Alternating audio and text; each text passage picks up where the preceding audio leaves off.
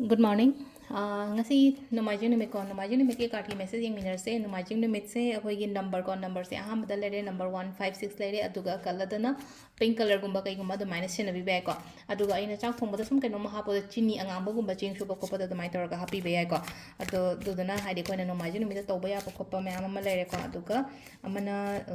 card message yeng miner se ko card se ahum ka tang thoke nuti gi lok thok do aina haidi card number 1 card number 2 card number 3 ko aham bagi card ani shuba card ahum suba card ko aham bagi first card second card duga third ko ama ani ahum ko ahum sidagi number 1 second sira 2 second sira traga 3 second sira ko ama khanbirasi ko sidagi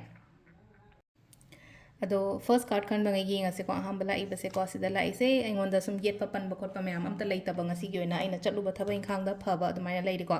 yamna clear oiba lambi lamkhang hara sine ko aina chatoriba aina tawdoriba thaba sida ko ayeda pan gumba leita bana hanga yelame oida dana yada dana leirame ko lame kana kino ma chatke hara tum ayeda pan gumba leibudo hadi pang thokpa ngam dabani ngam dabani khangde adumai toraga tawge chatke kaina khallaga so ko thaba amana trag ama dum laksalaga hadi aduduna ayet papan bagumba ohen bado ko adunga shi gyoina hara gadi aina chatke tawge na khalido ꯆꯠꯄ ꯉꯝꯕ ꯐꯪ ꯀꯩꯅꯣ ꯇꯧꯕ ꯑꯗꯨꯃꯥꯏꯅ ꯇꯧꯒꯨꯝꯕ ꯑꯣꯏꯔꯤꯀꯣ ꯁꯤꯗ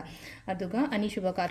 ꯀꯥꯔꯠꯁꯤꯁꯨ ꯌꯥꯝ ꯐꯖꯅ ꯂꯥꯛꯑꯦꯀꯣ ꯍꯥꯏꯗꯤ ꯁ꯭ꯇꯥꯔ ꯂꯥꯛꯑꯦꯀꯣ ꯁ꯭ꯇꯥꯔꯁꯦ ꯑꯃꯔꯣꯝꯗꯗꯤ ꯕ꯭ꯂꯦꯁꯤꯡꯁꯅꯤꯀꯣ ꯁꯝꯅ ꯍꯥꯏꯔꯕꯗ ꯉꯁꯤꯁꯦ ꯍꯥꯏꯗꯤ ꯍꯣꯞ ꯊꯝꯕ ꯌꯥꯏ ꯑꯩꯅ ꯆꯠꯂꯤꯕ ꯊꯕꯛꯇꯨꯗꯀꯣ ꯍꯥꯏꯗꯤ ꯑꯁꯥ ꯑꯃ ꯊꯝꯕꯤꯌꯨꯀꯣ ꯍꯥꯏꯗꯤ ꯁꯤ ꯂꯩꯁꯦ ꯑꯩꯅ ꯆꯠꯂꯤꯕ ꯑꯩꯅ ꯇꯧꯔꯤꯕ ꯊꯕꯛꯁꯦ ꯍꯥꯏꯗꯤ ꯃꯥꯏ ꯄꯥꯛꯀꯅꯤ ꯃꯪꯒꯣꯜ ꯑꯣꯏꯒꯅꯤ ꯍꯥꯏꯕꯒꯤ ꯑꯗꯨꯒꯤ ꯊꯥꯖꯕ ꯊꯝꯕꯤꯌꯣ ꯑꯗꯨꯒꯤ ꯑꯁꯥ ꯊꯝꯕꯤꯌꯣꯀꯣ ꯁꯤ ꯂꯩꯁꯦ ꯁ꯭ꯇꯥꯔ ꯂꯩꯕꯅꯤꯅ ꯍꯥꯏꯗꯤ ꯌꯨꯅꯤꯚꯔꯁꯀꯤ ꯕ꯭ꯂꯦꯁꯤꯡꯁꯀꯨꯝꯕꯁꯨ ꯂꯩꯌꯦꯕ ꯅꯝꯕꯔ 2 ꯈꯟꯕꯉꯩꯒꯤ ꯀꯥꯔꯠꯀꯤ ꯑꯣꯏꯅ ꯍꯥꯏꯔꯒꯗꯤꯀꯣ ꯁꯤꯁꯤꯅ ꯑꯅꯤꯁꯨꯕ ꯀꯥꯔꯠꯀꯤ ꯂꯩꯔꯦꯀꯣ